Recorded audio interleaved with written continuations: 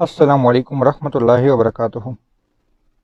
اللہم صلی علی محمد کما تحب و ترضی۔ اپنا مل خطبے میں آپ سب کو خوش آمدید۔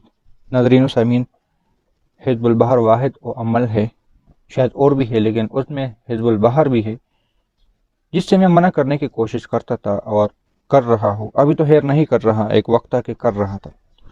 ایک ویڈیو میری بنائی ہے، خبردار حزب البحر کے عامل بننے کی غلطی نہ کرے۔ یہ غالباً 2 سال پرانی ویڈیو ہے، 1 سال پرانی ہے یا 2 سال ہونے والے ہیں۔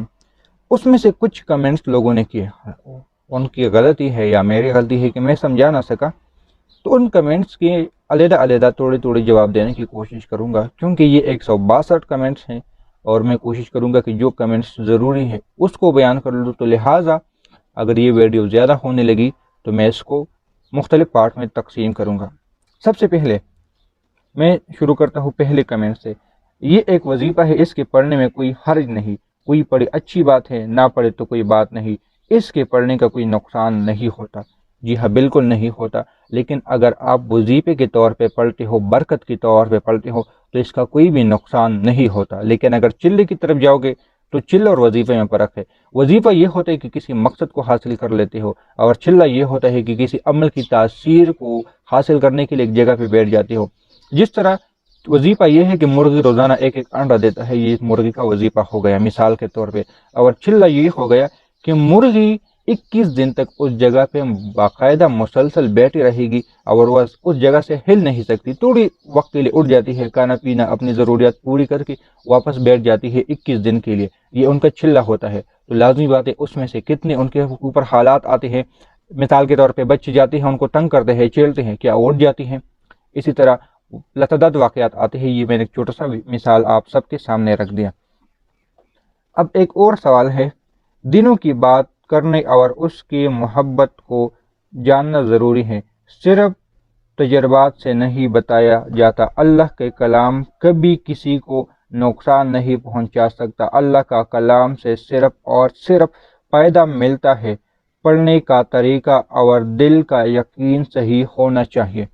اب میں دوبارہ اس کو تھوڑا دہرا دوں، دین کی باتیں، قرآن اور اس کے محبوب کو جاننا ضروری ہے، صرف تجربات سے نہیں بتایا جاتا۔ اللہ کا کلام کبھی کسی کو نقصان نہیں پہنچا سکتا، اللہ کا کلام سے صرف اور صرف فائدہ ملتا ہے۔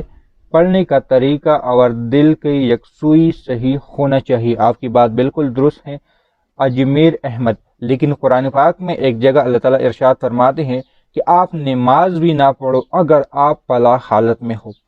اب اس سے بہت سارے لوگوں نے یہ غلط فہمی نکالی کہ اللہ تو خود فرماتے قرآن پاک میں نماز نہ پڑھو، لیکن کب نہ پڑھو اس پر بھی دیکھ لے، پوری ایک آیت ہے، اور اس کا مطلب ہے کہ اگر آپ شراب کی حالت میں ہو، شراب کی نشے کی حالت میں ہو، تو آپ اس کو کبھی نہ پڑھیں، کیونکہ آپ کو خود پتہ نہیں ہوتا کہ آپ کیا کر رہے ہو۔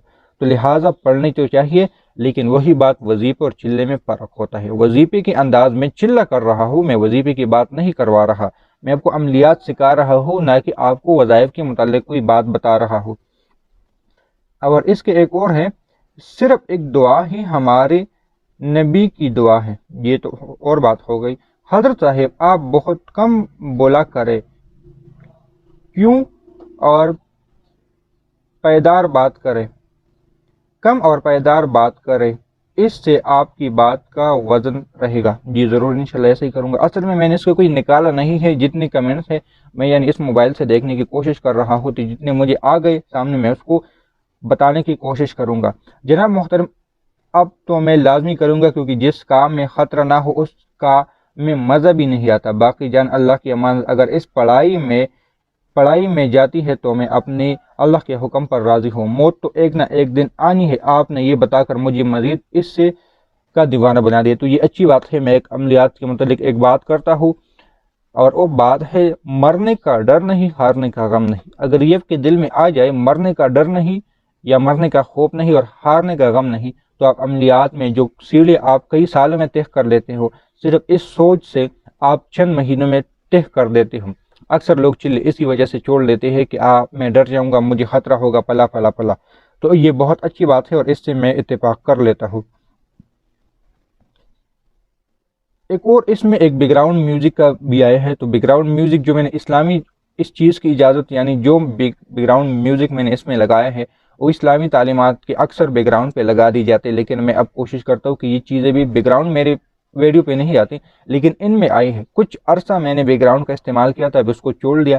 اکثر لوگ اس کو اچھا پسند نہیں کرتے تو میں نے اس کو چھوڑ دیا۔ تو آئندہ انشاءاللہ بہت کم ویڈیو میں آپ کو کبھی بیک گراؤنڈ میوزک مل جائے گی، یعنی اسلامک بیک گراؤنڈ میوزک جس کو اجازت ملی ہے علماء کی طرف سے، لیکن میں کوشش کرتا ہوں کہ میں بیک گراؤنڈ میوزک کا بالکل استعمال نہ کروں۔ یہاں تک اس لیے میں سبسکرائب والے بٹن اور ان چیزوں کا بھی استعمال نہیں کرتا تھا کہ آپ کو جو بات میں پہنچانا چاہتا ہوں وہ صحیح طریقے سے آپ تک پہنچانے کی میں کوشش کر لوں۔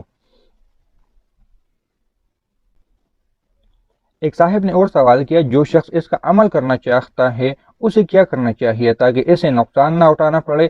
آپ اس کے بارے میں رہنمائی فرمائیں۔ یہ بھی ہیں امجد علی سلفی۔ تو یہ اس کے متعلق ابھی تک میں بذات خود حزب البحر کی چلی کی رہنمائی نہیں کرتا ہوں، نہ کسی کو مشورہ دیتا ہوں، لیکن اس پاکستان میں بہت بڑے بڑے لوگ ہیں جس کا میں نام ابھی لینا مناسب نہیں سمجھوں گا، اس پر بھی کوئی ایشو آیا ہے۔ یعنی اب اکثر لوگ کہتے ہیں کہ آپ ہمارے اداروں کا نام نہ لیں، تو میں نہیں لینا چاہوں گا، لیکن پاکستان میں بہت زیادہ ہے۔ آپ اگر حزب البحر کا چلہ کیسے کرے یوٹیوب پر دیکھیں گے تو شاید کوئی ادارہ آپ کو مل جائے گا۔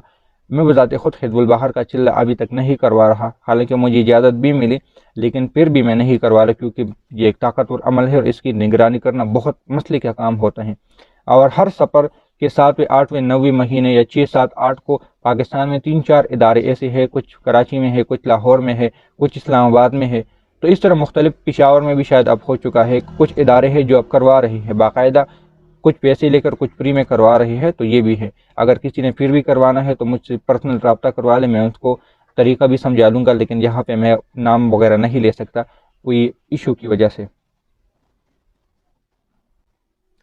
ایک اور ساحل نے عاصم گیم وائی ٹی، بھائی جان کوئی پرہیز نہیں ہوتا اس میں، جسٹ نماز کی پابندی، نظر کی حفاظت۔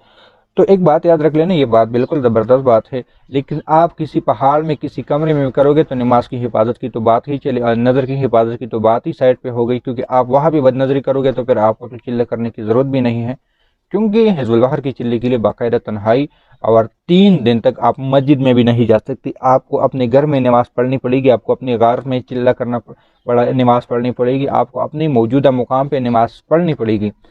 مسجد کے لیے آپ نماز کے لیے نہیں جا سکتے۔ اس کی 2 3 وجوہات ہیں۔ ایک، حزب البحر کی تعداد اتنی زیادہ ہوتی ہے کہ 10 سے 16 گھنٹے اس پڑھائی پہ لگ جاتی ہیں۔ ایک دوسرا، اس کے ساتھ کوئی اور پڑھائی نہیں کر سکتے، لہٰذا یہ چلے کے بارے میں بات کرو، وظائف کے لیے نہیں۔ تو یہ بات ہے کہ نماز اور نظروں کی حفاظت، تو نماز اپنے گھر میں پڑھ سکتے ہو، نظر کی حفاظت اگر آپ تب بھی کرو گے تو پھر تو یہ سمجھ لیں کہ آپ چلہ نہیں کر رہے، کیونکہ چلہ ایسی جگہ پہ ہونا چاہیے جہاں پہ کوئی بھی نہ ہو، نہ آپ کے پاس موبائل ہو، کیونکہ موبائل میں اکثر تصاویر اور نیٹ کی پوری دنیا پڑی ہے جو آپ کے چلے کو ڈسٹرب کر سکتی ہے۔ اور میں نے اگر بذات خود جو چلہ کیا تھا تو میں نے اپنے ساتھ موبائل نہیں رکھا تھا، حالانکہ میری اتنی ذمہ داری اتنے سسٹم کو سنبھالنا بھی ہے، تب بھی میں نے موبائل کو سائڈ پہ رکھا۔ صرف اپنے ساتھ خوشبو رکھ سکتے ہو، چنے رکھ سکتے ہو، اپنے ساتھ کھجور رکھ سکتے ہو، اپنے ساتھ پانی رکھ سکتے ہو، تاکہ اس سے آپ کے زندہ رہنے کی یعنی بھوک نہ لگنے کی بات ہو سکے۔ تو اتنی ویڈیو میں کچھ سوالات تھے، انشاءاللہ ایک اور ویڈیو پارٹ 2 اس کی بناؤں گا، اس میں اس کے اور سوالات ہوں گے۔ تو ملتے ہیں نئی ویڈیو کے ساتھ، دعا میں یاد رکھیں۔ اللہ حافظ۔